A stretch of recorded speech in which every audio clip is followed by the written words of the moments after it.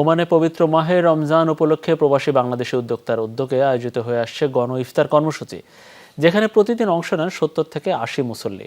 Al Safar travels and tourism ও SF ফাউন্ডেশনের কর্ণধার শেখ ফাহাদের উদ্যোগে রাজধানী মাস্কাটের হামিরিয়া অঞ্চলে করা হয় এই আয়োজন।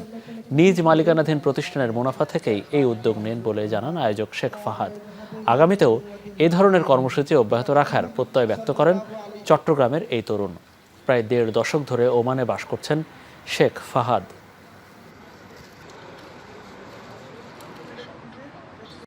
আরো ৬-৭ বছর আগের থেকে এই SF ফাউন্ডেশন তখন নাম ছিল না, বাট নামবিহীন আমি অনেক সামাজিক এবং অনেক কাজ করি, যেমন বিভিন্ন কাজ করে থাকি।